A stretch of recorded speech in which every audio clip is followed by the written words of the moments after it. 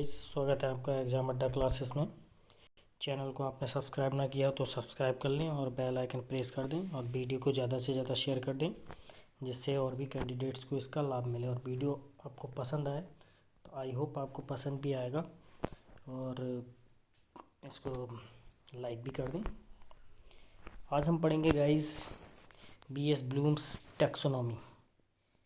BS Bloom's taxonomy जो है वो विभिन्न परीक्षाओं के लिए बहुत ही उपयोगी है गाइस। विभिन्न परीक्षाओं के लिए बहुत ही उपयोगी है। ये UGC, NTA, net, CTET, UPTET और विभिन्न स्टेट की टीईटी परीक्षाओं में पूछी जाती है। और इसके बारे में हम डिस्कस करेंगे बीएस ब्लूम्स टैक्सोनॉमी। तो टैक्सोनॉमी का मैं आपको बता दूं कि टैक्सोनॉमी का हिंदी अर्थ होता है वर्गीकरण। गाइस, क्या होता है वर्गीकरण? इससे आप याद रखेंगे, वर्गीकरण जो है वो टैक्सोनॉमी का हिंदी अर्थ होता है। तो बीएस ब्लूम्स ये एक अमेरिकी साइकोलॉजिस्ट थे, मनोवैज्ञानिक थे। कौन थे ये? एक अमेरिकी मनोवैज्ञानिक थे गाइस। आगे बढ़ते हैं। डोमेन, क्षेत्र, ये शैक्षिक उद्देश्य। बीएस ब्लूम्स टैक्सोनॉमी या डोमेन, क्षेत्र, और इन्होंने 3 प्रकार के क्षेत्र या पक्ष बताए हैं। पहला पक्ष इन्होंने बताया ज्ञानात्मक पक्ष, जिसे इंग्लिश में कहते हैं कॉग्निटिव डोमेन। ठीक। दूसरा इन्होंने बताया भावात्मक पक्ष, जिसे इंग्लिश में कहते हैं अफेक्टिव डोमेन। और तीसरा इन्होंने बताया है क्रियात्मक पक्ष, यानी कि साइकोमोटर डोमेन। तो गाइस, ब्लूम्स टैक्सोनॉमी में 3 पक्ष दिए गए हैं मेन रूप से: ज्ञानात्मक पक्ष, भावात्मक पक्ष और क्रियात्मक पक्ष। और इन तीनों में ही एक खास बात है कि ज्ञानात्मक पक्ष को एक्सप्लेन किया है सबसे ज़्यादा ब्लूम ने, बीएस ब्लूम ने। और एक्सप्लेन तो उन्होंने सभी के लिए किया है, लेकिन इनके जो उपभाग, यानी कि जो इनके अदर पार्ट्स हैं, इनके अंदर भी पार्ट्स हैं। इनके अंदर ज्ञानात्मक पक्ष के अंदर जैसे कि 6 पार्ट्स हैं, उसके बारे में ब्लूम ने ही बताया है। लेकिन भावात्मक पक्ष के अंतर्गत जो 6 पार्ट हैं, उसके लिए किसने बताया है गाइस? करथवाल ने बताया है। किसने बताया है? करथवाल ने बताया है भावात्मक पक्ष के बारे में। और इसी तरह जो क्रियात्मक पक्ष दिया हुआ है उसके बारे में बताया है सिम्पसन ने। इसके 6 जो भाग हैं उसके बारे में बताया है सिम्पसन ने, इसके बारे में करथवाल ने, और ज्ञानात्मक पक्ष जो दिया उसके बारे में बीएस ब्लूम ने बताया है। आगे बढ़ते हैं गाइस, वीडियो में देखते हैं।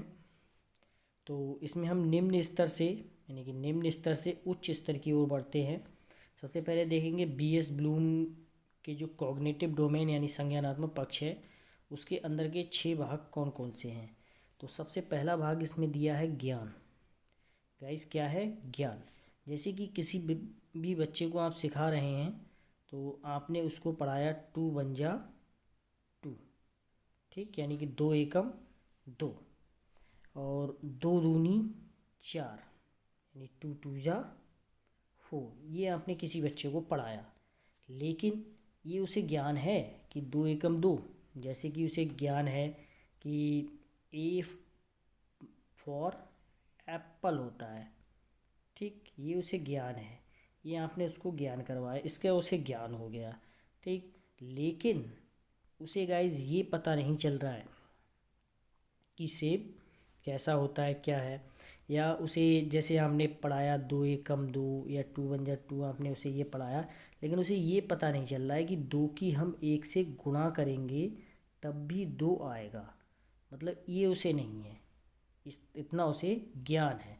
अगर उसे ये पता चल जाता है कि 2 एकम 2 होता है और 2 की 2 से गुणा करेंगे, मतलब 2 की 1 से गुणा करेंगे तो 2 आएगा, और 2 की 2 से गुणा करेंगे तब भी 4 आएगा, और 2 दूनी मतलब 4 होती हैं। पहाड़े में भी 4 होते हैं और वैसे भी 4 ही होंगे। तो इसे ये अगर उसे पता चल जाता है तो वो समझ का हो जाता है, और इसी चीज़ को वह अपने व्यवहार में प्रयोग करता है, ठीक। तो उसे हम कहते हैं एप्लीकेशन या अनुप्रयोग, ठीक गाइस। और विश्लेषण, जब वो तर्क वितर्क करने लगता है बच्चा, ठीक गाइस, जब वो तर्क वितर्क करने लगता है उन्हीं चीज़ों पर, तो उसको हम कहते हैं विश्लेषण। क्या कहते हैं गाइस? विश्लेषण। जब बच्चा तर्क वितर्क करने लगता है उसी को हम कहते हैं विश्लेषण। आगे बढ़ते हैं गाइस, दिया है संश्लेषण। तो संश्लेषण अर्थात निर्माण करना किसी चीज़ का। अब बच्चा तर्क वितर्क करता है तो उसके उपरांत वह विभिन्न चीज़ों को निर्मित करना या सृजन करना सीख जाता है, तो उसको हम कहते हैं संश्लेषण। तो ब्लूम ने पांचवा स्टेप जो बताया है वह अपने एक संज्ञानात्मक सिद्धांत में क्या बताया है? संश्लेषण। और लास्ट में उन्होंने बताया है मूल्यांकन को, ठीक है। फिर वह चीज़ों को मतलब चीज़ों का मूल्यांकन भी करने लगता है कि किस किस तरह से चीज़ों में डिमेरिट्स और मेरिट्स क्या है। तो गाइज, ब्लूम की टैक्सोनॉमी में हमने देखा, हमने पढ़ा कि कुल कितने पक्ष इन्होंने दिए? संज्ञानात्मक पक्ष, ज्ञान, समझ, अनुप्रयोग, विश्लेषण, संश्लेषण और मूल्यांकन, ठीक। इसकी एक छोटी सी ट्रिक भी होती है, इसकी छोटी सी ट्रिक होती है, दी है, ज्ञान सा अविसा महान। तो ज्ञा से हम याद रखेंगे सबसे पहले ज्ञान। क्या गाइस? ज्ञान। ज्ञान से ज्ञान, तो ये सबसे पहला था हमारा ज्ञान। और दूसरा क्या था? सा से समझ, ठीक गाइस। और आ से हमारा क्या था? अनुप्रयोग। आ से अनुप्रयोग। और उसके बाद क्या था आपका? और वी से विश्लेषण, सा से संश्लेषण, और माँ से क्या था हमारा? मूल्यांकन, ठीक गाइस। तो ये ट्रिक याद रखें, ज्ञान सा अविसा महान। ज्ञान अर्थात ज्ञान, और सा समझ, और आ अर्थात अनुप्रयोग, वी विश्लेषण, और सा क्या हो गया आपका? संश्लेषण, और माँ हो गया मूल्यांकन। तो ये बीएस ब्लूम्स टैक्सोनॉमी में हमने कॉग्निटिव डोमेन के बारे में अभी तक पढ़ा, यानी कि संज्ञानात्मक पक्ष के बारे में। इससे कुछ आगे बढ़ते हैं। ये 1954 में दी गई थी, ठीक है। इसमें 2001 में कुछ संशोधन किए गए। अब वो संशोधन भी 6 पार्ट्स में हैं।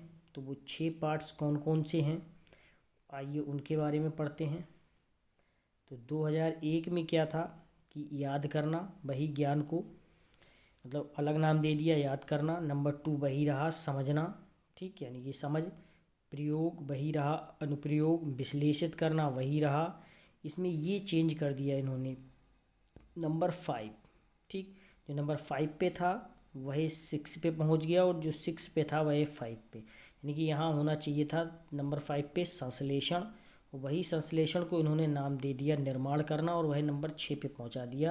और जो नंबर 6 पे था उसे नंबर 5 पे ले आया, यानी कि मूल्यांकन, ठीक। आगे बढ़ते हैं गाइस, इसमें देखते हैं नंबर 2। मैंने आपको बताया था अभी थोड़ी देर पहले कि नंबर 2 जो ज्ञानात्मक विकास, जो नंबर पहला था, जो कॉग्निटिव पक्ष जो था, कॉग्निटिव डोमेन जो है बीएस ब्लूम का, उसमें संज्ञानात्मक पक्ष जो है उसके जो उपखंड बताए हैं, 6 पक्ष बताए हैं, वह ब्लूम ने बताए हैं। लेकिन उसका जो भावात्मक पक्ष है उसके बारे में कर्थवाल ने बताया, इसलिए इसको कर्थवाल डोमेन भी कहा जाता है, अर्थात भावात्मक पक्ष को कर्थवाल डोमेन भी कहा जाता है। इसने भी 6 इसके उपखंड बताए हैं, और इसको हम याद रखेंगे अनुसा चरित्र से। किससे याद रखेंगे गाइस? अनुसा चरित्र से। अनुसा चरित्र, टिक। जैसे आ से हम याद रखेंगे अधिग्रहण, अनुकरण और अनुक्रिया, अनुमूल्यन, ये हम अनु से याद रखेंगे। और मूल्यांकन, अनुमूल्यन अर्थात मूल्यांकन। और चा से चरित्रीकरण हो गया, और सा से संप्रत्यय और संगठन हो गए। और सबसे पहले देखेंगे अधिग्रहण, फिर अनुक्रिया, फिर मूल्यांकन, संप्रत्यय, संगठन और चरित्रीकरण। सबसे पहले किसी भी चीज़ को बच्चा जो है वो मतलब ग्रहण करता है, उसके उपरांत वह अनुक्रिया करता है, और जब वह अनुक्रिया करता है तो वह चीज़ों को आंकना स्टार्ट करता है, अर्थात वह उनका मूल आंकने लगता है। और फिर वह अपने दिमाग में क्या निर्माण करता है, संप्रत्यय निर्माण करता है, प्रत्यय बनाता है, चीज़ों के विभिन्न चीज़ों के प्रत्यय बनाता है वह। और उसके बाद वह अपना संगठन तैयार करता है दिमाग में या समाज में, और उसके बाद उसका चरित्र निर्माण होता है। ये कर्थवाल डोमेन था। इससे आगे बढ़ते हैं गाइस। नंबर 3 हमने आपको अभी बताया था कि नंबर 3 जो है वह क्रियात्मक पक्ष दिया तो ब्लूम ने ही है, बीएस ब्लूम ने, लेकिन उसके जो उपखंड 6 बताए हैं वह किसने बताए हैं, सिम्पसन ने बताए हैं। ठीक है, तो इसमें भी निम्न स्तर से उच्च स्तर की ओर बढ़ा जाता है। सबसे पहले इसमें उद्दीपक, ठीक, कोई भी उद्दीपक होता है, फिर उस उद्दीपक के अकॉर्डिंग कार्य करता, वो मतलब कार्य किया जाता है, फिर अपने कार्य को बच्चा नियंत्रित करता है, फिर वह चीज़ों में समन्वय स्थापित करता है, ठीक, जैसे कि पूरा हाथ चलाना। उसके बाद स्वाभाविकरण और फिर आदत निर्माण, ठीक, ये किसने बताया, सिम्पसन ने। सबसे पहला उद्दीपक, कार्य करना, नियंत्रण, समन्वय, स्वाभाविकरण, आदत निर्माण। ध्यान रखेंगे गाइज। नंबर 1 उद्दीपक, नंबर 2 कार्य करना, नंबर 3 नियंत्रण, नंबर 4 समन्वय, नंबर 5 स्वाभाविकरण और नंबर 6 आदत निर्माण। ये थी सिम्पसन के अकॉर्डिंग क्रियात्मक पक्ष। आगे बढ़ते हैं गाइस। अब ब्लूम की टैक्सोनॉमी के बाद हम देख लेते हैं कि एनसीईआरटी ने भी कुछ शिक्षण उद्देश्य निर्धारित किए हैं। आपने बीएड किया होगा या डीएलएड बीटीसी आपने की होगी, तो उसमें आपको बताए जाते हैं जो एनसीईआरटी ने शिक्षण उद्देश्य निर्धारित किए हैं उन्हें भी पता होना जरूरी रहता है। तो नंबर 1 बताया है ज्ञान, नंबर 2 है अवबोध, नंबर 3 है ज्ञानोपयोग, नंबर 4 है कौशल, अभिरुचि और अभिवृत्ति। नंबर 1 ज्ञान, नंबर 2 अवबोध, नंबर 3 ज्ञानोपयोग, नंबर 4 है कौशल, नंबर 5 अभिरुचि और नंबर 6 है अभिवृत्ति। ठीक है, आई होप आपको वीडियो पसंद आया होगा, और आपको वीडियो पसंद आया हो तो इसे लाइक कर दें, शेयर कर दें, और हमारा चैनल आपने सब्सक्राइब ना किया हो तो चैनल सब्सक्राइब कर दें। धन्यवाद।